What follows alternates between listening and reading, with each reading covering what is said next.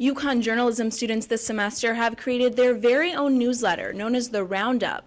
Subscribers get the newsletter in their email every Friday morning, covering that week's top local stories. The Roundup is produced by an advanced journalism class of only 7 students, created and instructed by Professor Marie Shanahan. We come together in the beginning of the week, we talk about what the biggest news happening in Connecticut is, and we have story assignments, so who's going to cover what, who's going to cover which stories in which part of the state and which news organizations. The newsletter isn't focused on reporting, but aggregating news for subscribers to pay attention to. We're more keeping track of a set list of news outlets, so we each have I think 4 to 5 that we keep track of, and we go on the websites or on their social media and see what they're tweeting about, what they've been writing, and we pick out what we think is going to be most pertinent for our audience. The major focus of the newsletter is on local news, something Professor Shanahan had in mind when she created the class. And I figured it was a good way to force myself to pay attention, would be to develop this newsletter that would highlight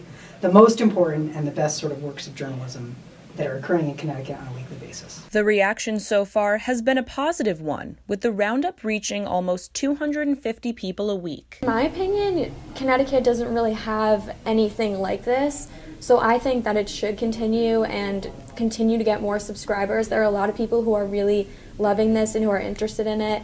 The Roundup team plans to continue producing the newsletter through the end of the semester and expanding upon their list of subscribers as much as possible.